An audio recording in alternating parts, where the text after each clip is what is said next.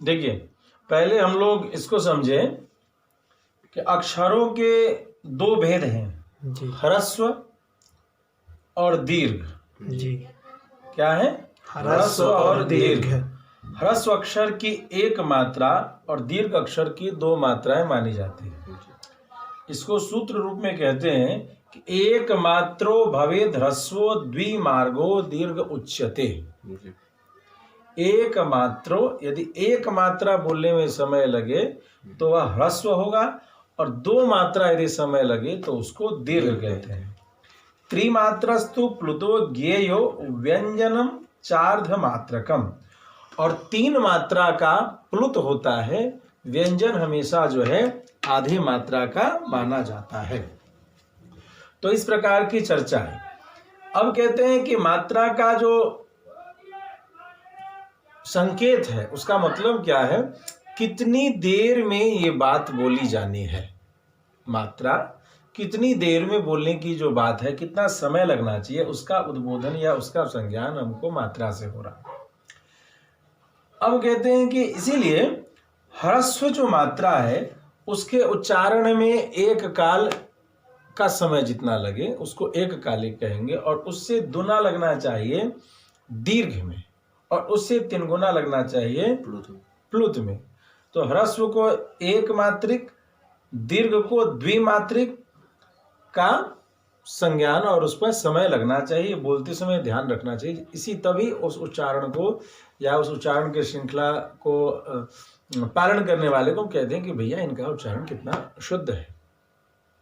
यदि इस बात का ध्यान नहीं रखा जा रहा है तो कहीं ना कहीं उच्चारण में अशुद्धि परिलक्षित होती रहती।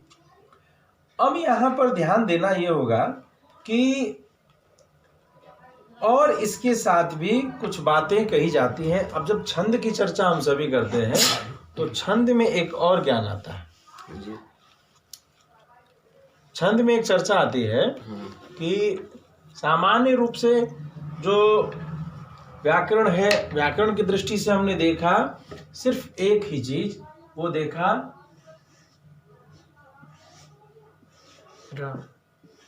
ह्रस्व, ठीक, और दीर्घ।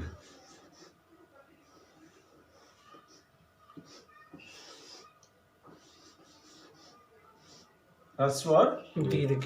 दीर्घ। ह्रस्व एक मात्रिक, दीर्घ दो। ये सामान्य रूप से हमने देखा, जो अभी तक की हमारी जानकारी है, जो हमने पढ़ रखा है। लेकिन इस ह्रस्व और दीर्घ में भी कुछ अंतर है। जब हम इसको ये जानकारी मूल रूप से यदि हम इसको लें तो संस्कृत जगत में जब भी कुछ लिखा जाता है तो उसकी दो शैलियां हैं, गद्यात्मक और पद्यात्मक। तो गद्य की बातों को बोलने के लिए हमारे पास इतना ज्ञान पर्याप्त है। लेकिन जैसे ही हम पद्यात्मक जो भी कुछ पढ़ रहे हैं, बोल रहे हैं, उसमें जाते हैं तो इस ह्रस्व दीर्घ के का जो स्वरूप है उसमें कुछ परिवर्तन के साथ उसका एक नाम होता है लघु और गुरु और गुरु। यहां पर लघु एक मात्रिक और गुरु द्विमात्रिक कहलाता है। बात समझ में आई जी। कि जिस तरीके से गद्य में हम ह्रस्व दीर्घ को स्थान देते हैं, जो कल्पना करते हैं या जो समझने की चेष्टा करते हैं कि एक मात्रिक को ह्रस्व, द्विमात्रिक को दीर्घ कहते हैं, पद्यात्मक रूप में हमें इस दृष्टि को ह्रस्व और दीर्घ से हटा करके लघु और गुरु के रूप में ले जाना होगा। वहां पर लघु एक मात्रिक और गुरु द्विमात्रिक होगा। तो क्या आवश्यकता थी ह्रस्व और दीर्घ ही नाम रहने देते यदि ये एक ही होता तो, लेकिन नहीं, इसीलिए इसमें बराबर का चिन्ह नहीं लिखा है, इसमें कुछ परिवर्तन है। यदि इस ह्रस्व और दीर्घ की जानकारी के आधार पर आप पद्य का अध्ययन कर रहे हैं तो अवश्यमेव ही उसके उच्चारण में आपका भंग हो रहा है। छंद भंग का जो दोष है वह देखने को प्राय मिलता चला जाए। तो इसीलिए छंद गायन के लिए जो पद्यात्मक जितनी भी चीज है उनका जो विशेष छंद है या उसके गायन में ध्यान रखने योग्य बात क्या है, तो वह लघु और दीर्घ गुरु गुरु गुरु लघु और गुरु है। तो लघु और गुरु को हम लोग कैसे समझें, तो इसके लिए एक श्लोक आया है, संयुक्ताद्यम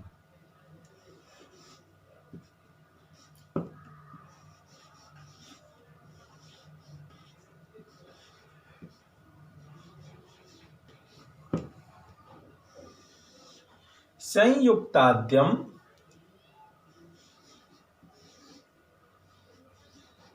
दीर्घम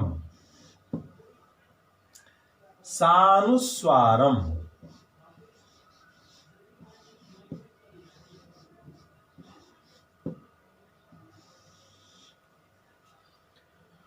विसर्ग सम्मिश्रम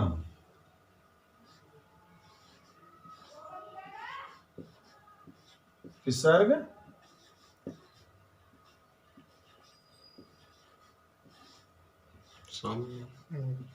मिश्रम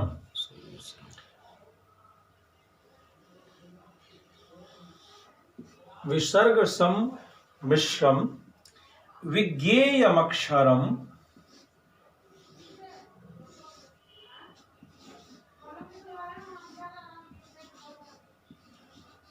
विज्ञेय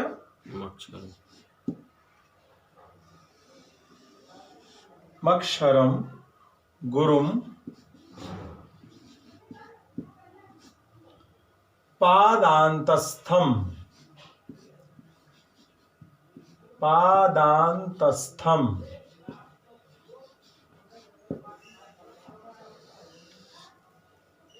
विकल्पेन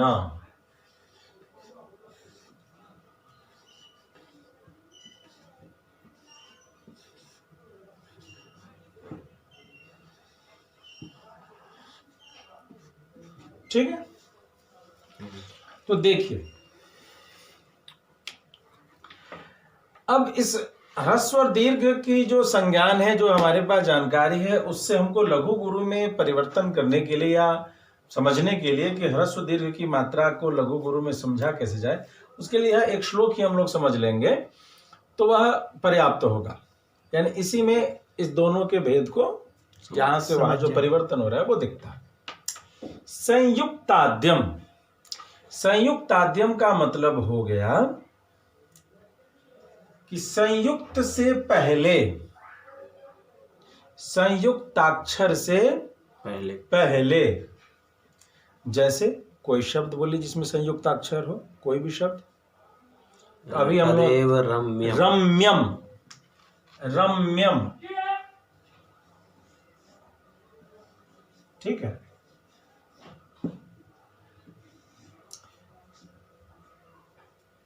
रम्यम शब्द है, ये क्या है, संयुक्ताक्षर है, म और यह संयुक्त, ठीक।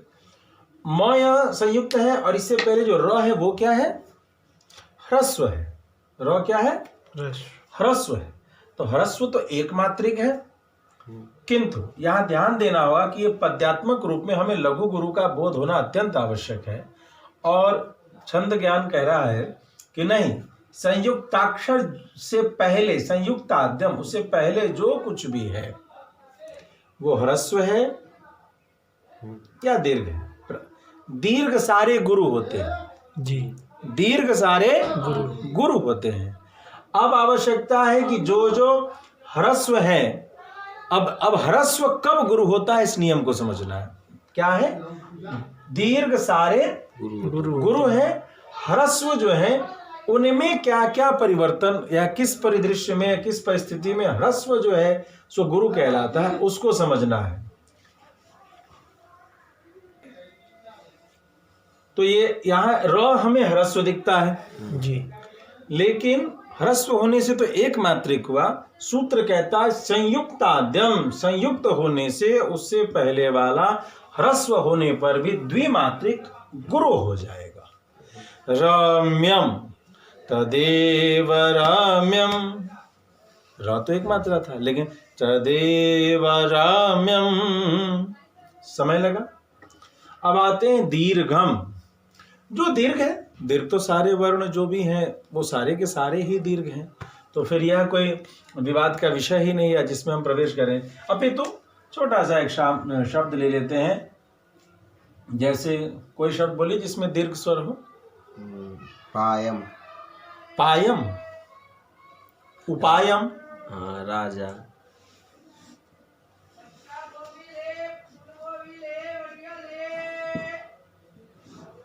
यहाँ पा दीर्घम। जी।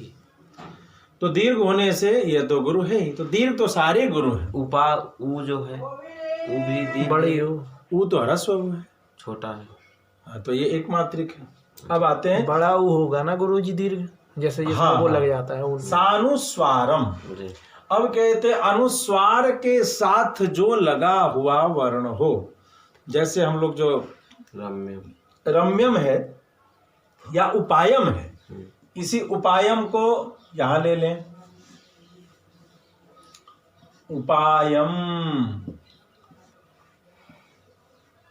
गायन में यह जो यह है अनुस्वार के साथ होने के कारण, अनुस्वार के साथ होने के कारण अनुस्वारेण सहितम सा अनुस्वारम, या यम क्या हो जाएगा, तो गुरु हो जाएगा। यम उपायम, खिंच रहा है ना। जी।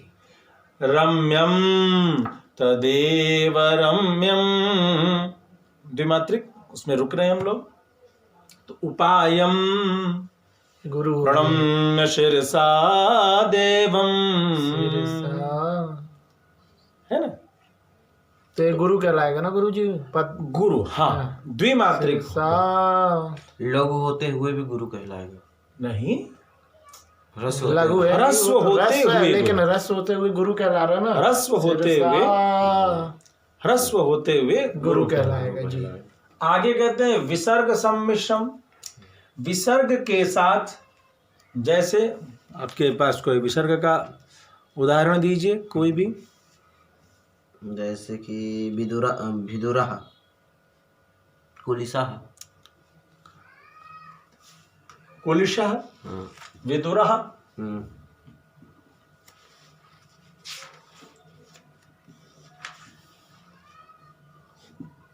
विदुरः, र है और विसर्ग है। जी। तो विसर्ग के साथ ये र होने पर रह, विदुरः, जी। ये द्विमात्रिक उच्चारण की आवश्यकता नहीं। पड़ती है, क्योंकि ये ह्रस्व है किंतु विसर्ग सम्मिश्रम, विसर्ग के साथ होने पर यह द्विमात्रिक गुरु कहलाएगा। तो विदुरः, ठीक है, समझ में आई बात। जी। विसर्ग सम्मिश्रम, तो विसर्ग जिसमें लगा होगा, इस पे दो बिंदु लग गए हैं, इसलिए ह्रस्व होने के बाद भी गुरु कहलाएगा। दो बिंदु शब्द का प्रयोग न करें, विसर्ग, विसर्ग। विसर्ग लगने से उसको विदुरः, दो बिंदु शब्द तो भाई बदल। ज्ञानता में बोल सकते हैं, लेकिन जब शब्दों का पद जो वास्तविक नाम है जी। किसी भी चिन्ह का, तो विदुरः, जी। विसर्ग सम्मिश्रम, विदुरः के साथ, जिसके साथ भी लगा हो विदुर, विदुरः। शंकरः, विसर्ग लग गया। शंकरः, शंकरः पातु माम्, ठीक है। तो जहां विसर्ग लगा हो उस जगह पर द्विमात्रिक लग जाएगा, ठीक है जी। अच्छा, विज्ञेयम अक्षरम, उस अक्षर को गुरुम मानेंगे। फिर कहता है अंतिम में पादांतस्थम विकल्पेन। पादांतस्थम विकल्पेन का मतलब किसी भी पद में, जो पाद होते हैं ना, कोई भी एक श्लोक 4 पाद में उसकी रचना की जाती है। जैसे यम प्रव्रजन्तमनुपेतमपेत कृत्यम। कृत्यम, तो अंतिम में जैसे 32 अक्षर का हमारा अनुष्टुप छंद होता है, तो 32 अक्षर का होता है, पूरा का पूरा श्रीमद् भगवद गीता ही है, सारे अनुष्टुप छंद में ही प्रायः गाए जाते हैं, चाहे वाल्मीकि रामायण ले लें, श्रीमद् भागवत ले लें, या कोई भी आप लेते हैं। तो 32 अक्षर, तो 32 अक्षर को 4 भाग में बांटते हैं, तो 8 चौके 32, तो 8 अक्षर का जो है वह एक पाद हुआ जी। तो पादांतस्तम, पाद के अंत में, धर्म क्षेत्रे कुरुक्षेत्रे समवेतायुत्सवः मामकाः पांडवाश्चैव किम कुर्वत संजय, संजय है ना जी। वो तो यह है, लेकिन फिर भी यह, तो पादांतस्थम विकल्पेन, जहां पर विकल्प में आवश्यकता होने पर यदि छंद का जो नामकरण किया गया और वह छंद कहता हो कि पादांत में गुरु हो, तो ही उस छंद का नामकरण या वो जो पद है उस छंद में गायन करने योग्य होगा।